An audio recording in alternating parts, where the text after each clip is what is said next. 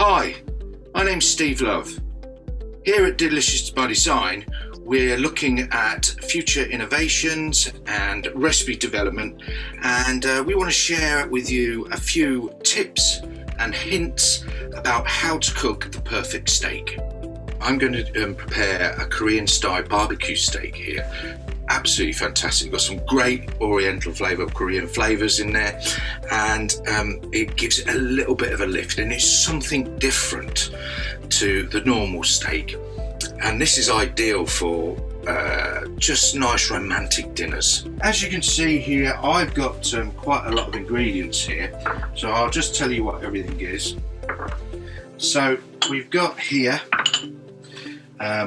some toasted sesame oil, some mirin, a little bit of rapeseed oil, sugar,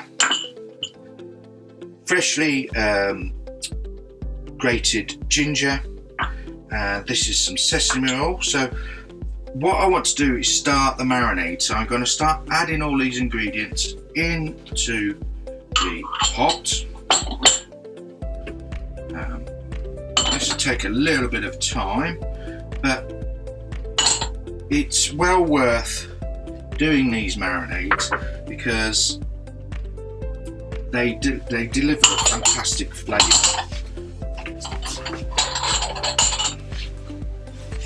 So what I've got to put in here now is garlic, and here we go.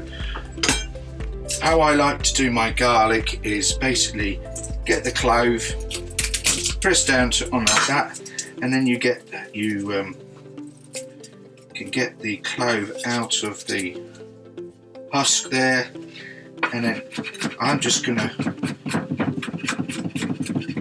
slice this slightly and then make it into a paste. Now some people add salt onto this to make it easier, but I just do it with the back of the knife, and I just roughly want to break it down into a little paste like so, in order that will then get into the marinade a little bit better. See how quickly that is done into a paste, and I don't want to add in too much more salt because you've got a bit of salt in the soy, so that's there. And then I've got some shallot here as well, so I'm going to put some shallot, and then just this little last bit here. And when I do my shallots, or when I do any onions, I just cut around the roots like so to peel it, then take the top off, and then just go down and just take the skin off. Now the reason I'm doing this is because I want the shallot to hold together when I dice it. So what we've got so far is all the rubbish in there. Yeah, I've got, as you can see, I've got the shallot here all nicely peeled, and then I'm just going to cut down the centre like so, and then down the middle, 1, 2, 3. There we go, and you see that's all staying together because you've got the root there holding it together. Yep. So that can go into the marinade. Do it again here. And you want these really quite fine because these will probably stay, well, hopefully when you've marinated them, you'll get some of the particulates staying on the beef. So let's just give that a quick wipe down like so.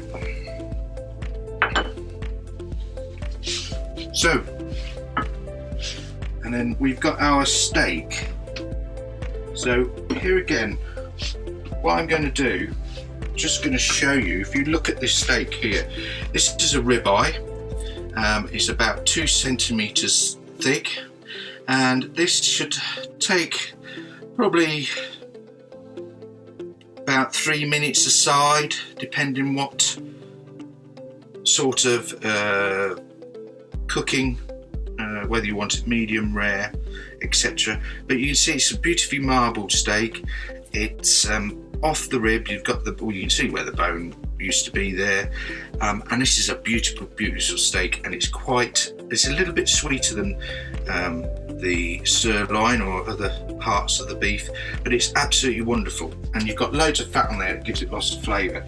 So what we've got in here is our marinade, so I'm just going to mix it all together like so, and then I'm just going to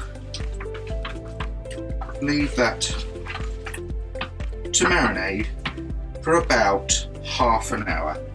Now, if it's going to be any more than half an hour, put it into the fridge and then bring it out of the fridge just before you go to serve. Now our beef steak is marinating. What I've done is cut our peppers down. So I've got half a red pepper, half a green pepper, and some spring onions, and I've just cut them nicely because we're going to use this as a garnish after we've cooked our steak. But the key when cooking a steak, it's really, really key.